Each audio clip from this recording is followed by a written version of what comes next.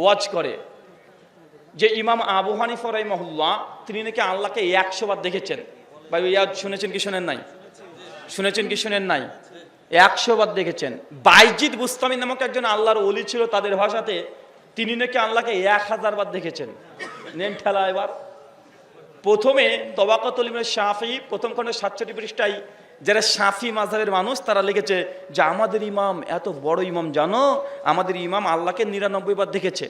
আর হানাফি মাযহাবের ইমামরা তারা বলছে তোমাদের ইমাম এত বড় আর তোর ইমাম তো 99 বার, আমাদের ইমাম 100 বার দেখেছে। নে, আর যারা পীর তরিকা বিশ্বাসী তারা আবার ওভারটেক মেরে দিয়েছে, তোর ইমাম বাদ দে, আমার পীর 1000 বার দেখেছে। এখন কে কতবার দেখেছে এটা নিয়ে ঝামেলা, মূল কথা হচ্ছে এটা। আরে ভাই আল্লাহকে কি দেখা যায়? মানুষকে আল্লাহকে চর্মচক্ষু দিয়ে দেখতে পাবে। সূরা আনাম 103 নম্বর আয়াত আল্লাহ বলছেন লা তুদরিকুল আবসার, আমি আল্লাহকে চোখ দ্বারা কে দর্শন করতে পারবে না, আমি আল্লাহকে কে চোখ দ্বারা দিয়ে দেখা সম্ভব নয়।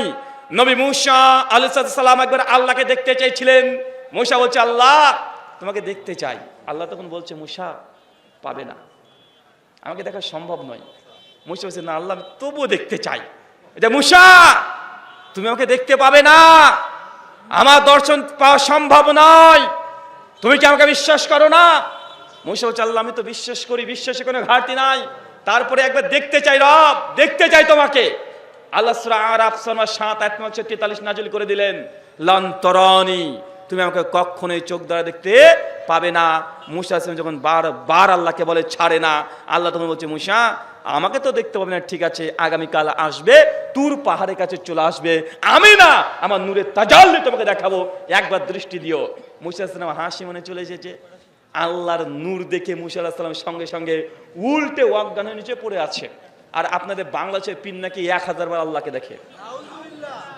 নবী মূসা আলাইহিস সালাম আল্লাহকে দেখতে পায় না, আর এসব ভণ্ড পীরগুলো দেখে আল্লাহর সঙ্গে ডেলি দিদার করে রাত্রিবেলাতে, আছে না নাই কথা বলেন? নবীর চাইতে এই পীরগুলোকে আসমানে তুলে দিয়েছে কি দেয় নাই? যখন আমরা এইগুলো কোরআন হাদিস দিয়ে মানুষের সামনে দেখিয়ে দিই প্রচলিত ধর্ম আছে কোনটা আর কোরআন সুন্নাহ বলে কি, তখন এক শ্রেণীর মানুষের সামনে আমাদের বিরোধিতা করতে শুরু করে দেয়, আছে না নাই? আছে। একইভাবে আপনি জেনে রাখেন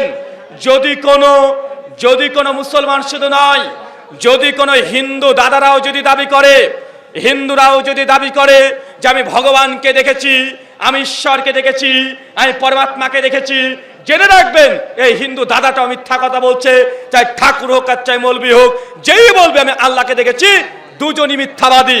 কথা কি বুঝতে পারছেন? কোন হিন্দু পণ্ডিত যদি বলে আমি আল্লাহকে দেখেছি, আল্লাহকে দেখা সম্ভব, অর্থাৎ হিন্দু দাদারা বলে আমি আমাদের ভগবান ঈশ্বরকে দেখেছি, পরমাত্মাকে দেখেছি, জেনে রাখবেন হিন্দু ধর্মগ্রন্থ অনুযায়ীও ঈশ্বরকে দেখা সম্ভব নয়, আল্লাহকে দেখা সম্ভব নয়। চলেন একটা মন্ত্র পাঠ করি। মন্ত্রটি আছে কেন উপনিষদ অধ্যায় 1 শ্লোক নাম্বার 5 আর 6। আমার দিকে, কোন দিকে? এদিকে তাকান। কেন উপনিষদ অধ্যায় 1 মন্ত্র নাম্বার 5 আর 6 পরিষ্কার ভাবে বলছে। কি বলছেন?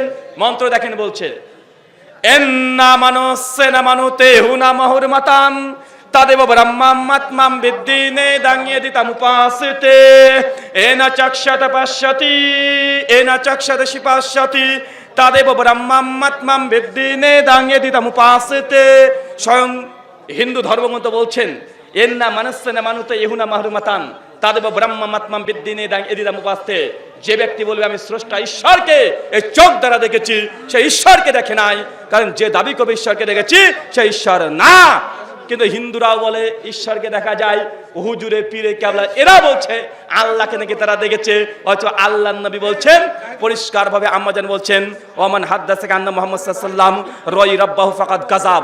যে ব্যক্তি বলবে আমি আল্লাহকে দেখেছি, নবী আল্লাহকে দেখেছি, সে ব্যক্তি মিথ্যুক। সহিহ বুখারী হাদিস 7380।